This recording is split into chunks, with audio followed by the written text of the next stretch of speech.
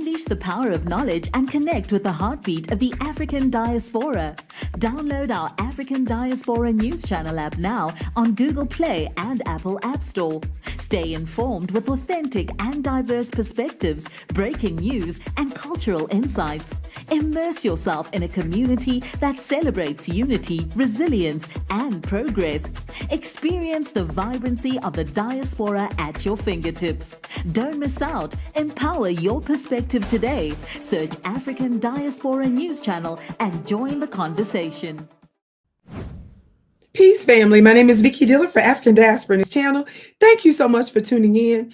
As you come in, be sure to give us a big thumbs up, and share the broadcast. Thank you so very much, family.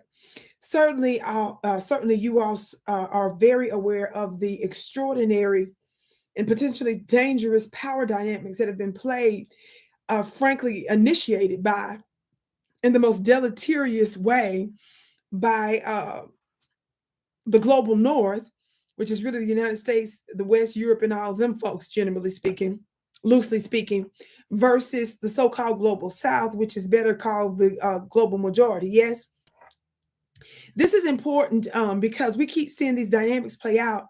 And for several decades now, it has certainly intensified as it relates to the United States and China. Now, in this case, I'm specifically talking about, among many other issues, that the United States power elites, the powers that shouldn't be, okay, the powers that shouldn't be. I know we call them the powers that be, but they're the powers that shouldn't be. They have been mess making and have been funding and allocating money to militarize Taiwan, which in the United States, we have acknowledged, buried in our paperwork, that the United States acknowledges that Taiwan is a part of China. Yes, I made a discussion about that recently here as well in a video some weeks back. Well, family, I want you to watch this brief clip. We had to chop it up. The entire segment between the two lasted just under an hour, but this particular segment was several minutes long that I thought was very important. It's about, I don't know, maybe 20 minutes, this particular segment that was very consequential. But of course, we're not going to show you all that. We're going to chop it up into short, few second segments. But I want to come back and give my commentary on the parts that you're going to see here.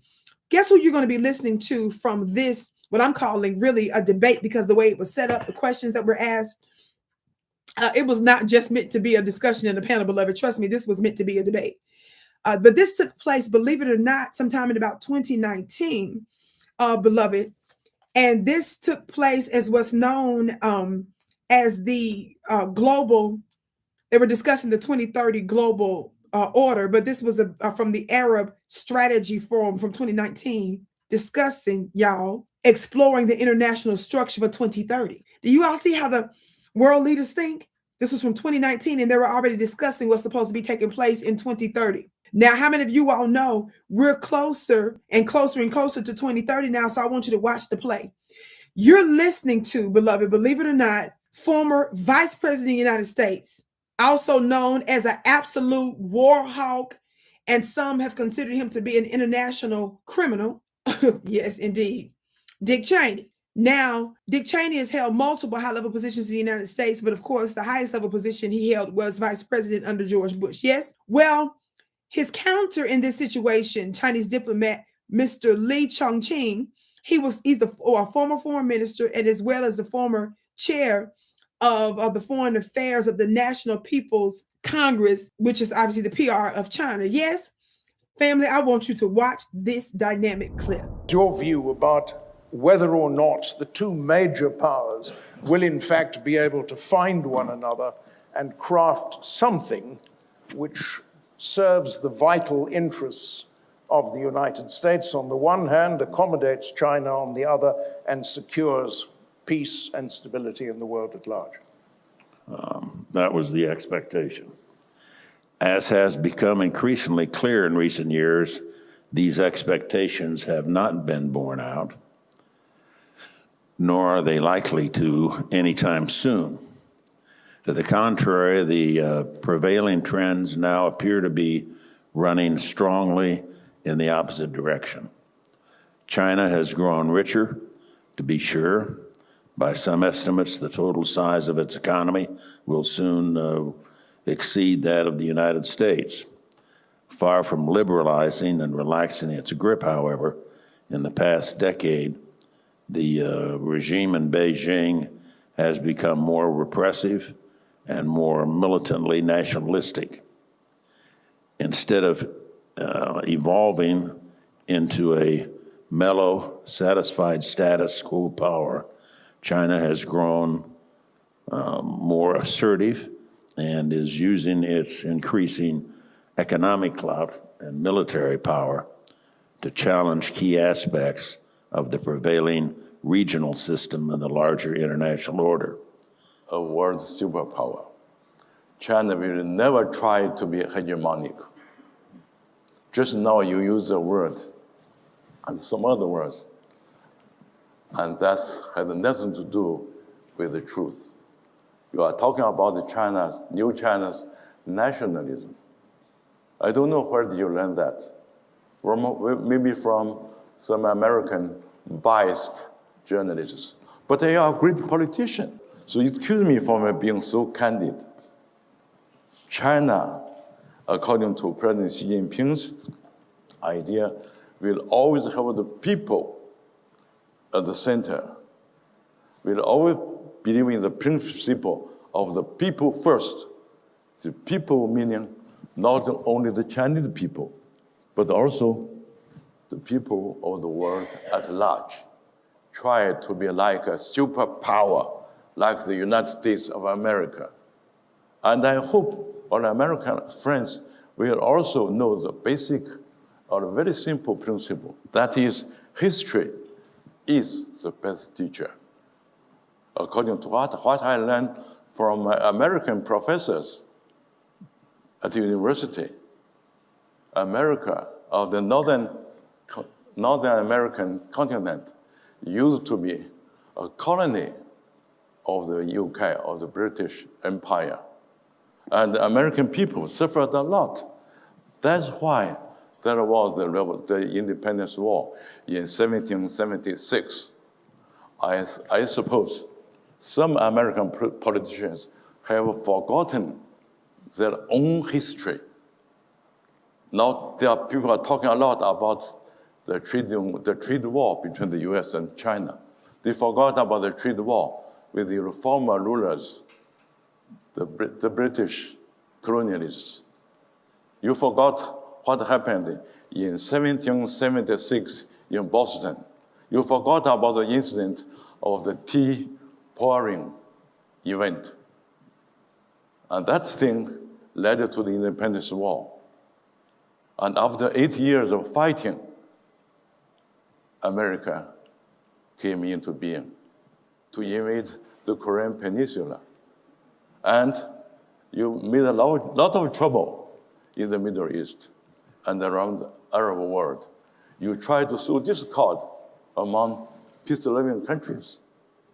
And you didn't keep your promise. Talking about US-China relations, on the last day, February the 28th, 1972, the first joint communique between our two countries was announced in Shanghai. According to that communique, we simply called it the Shanghai Joint Communique between China and America. The essential sentence in that document is that the American government finds that the people, the Chinese people on the two sides of the Taiwan Straits, all believe there is only one China. All believe that Taiwan is part of China.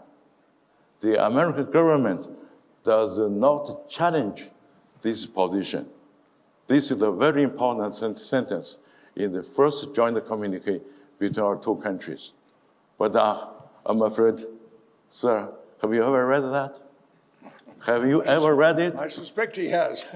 Many politicians of America read it, but they forgot it. And they... Ooh-wee! Did y'all see that? Now, Even though his English was a little broken, you understood very clearly what he was saying. Yes. Didn't he school Dick Cheney? Family, I was screaming and hollering and laughing and amen and about ready to bang my gavel and clapping my hands and about ready to shout because he made so many powerful points and he invoked so many dates from 1776, family, into the present day at that particular time, just about. He reminded Dick Cheney, because when Dick Cheney's little slick, disgusting, condescending comment that you heard there warranted a very strong response. Again, you didn't see all of it, but I wanted you to get some of the sparks on it just based on those little short clips. Yes, he reminded Dick Cheney that the United States don't keep their promise. He said, you have betrayed your forefathers. He said, before there was a trade war between the United States and China, he said the United States and Britain, your former colonial masters, y'all had a trade war with them. He reminded the United States of their own history for almost a couple of centuries. Yes, based on how he broke it down, didn't he? I thought that was extraordinarily powerful. I mean, he talked about what the Boston Tea Party. He talks about them being hegemonic. He talked about them also going into the Middle East and mess making over there. And said that they were mess making over there and causing division all throughout the Middle East. I mean, y'all, he broke it down like nobody's business. And I'm trying to tell you, this is one of the reasons why the power elite and the powers that shouldn't be the United States are very upset with China, because they think that China needs to be humble and they need to sit down and just be subservient, to the United States. Baby, those dogs don't hunt. It's a whole new day. And it just doesn't work like that anymore. Yes. And so I just wanted you all to see that. I can't wait to hear what your comments are. It's so much to unpack. You all know I can drag somebody with the quickness, but there's no need for me to do that because this speaks for itself. All I can say is that Mr. Lee Zhaoxing, former foreign minister, came in there and schooled former vice president of the United States of America on American history for about 2 centuries worth of reference with no notes. It was so funny during one of the parts of Dick Cheney talking. His Excellency was overcrossed with his hand on his face, y'all. Look, I didn't know if he was readying himself for a massage or what, but you could clearly tell that he was frustrated with this white supremacist colonialist that was totally unaware of his own madness. Yes, but he put him in his place. And boy, didn't he sit on the edge of that seat? And wasn't he stretching out them hands? And wasn't he pointing at them hands? Then he elevated his voice, then lowered his voice. Then he reminded him, I'm sorry, forgive me for being so candid, but I learned how to be straightforward and candid from an American professor. Talk black to me, somebody. This is what needs to happen, family. And let me tell you something. America knows that she can't ever win an argument like that. That's why she loves to fight and use violence. But it's a brand new day, baby. Slowly but surely, we're going to get there. My name is Vicki Dillard, beloved. Be sure to check out my platforms at vickydillard.tv. And, of course, check out my products and services and my spiritual mastermind school. My students get miracles and wonders, signs and wonders follow my work. You don't want to miss it. Go to vickyplanet.com. That's my website, vickyplanet.com, VICKI planet.com. Of course, share the broadcast. I can't wait to see you.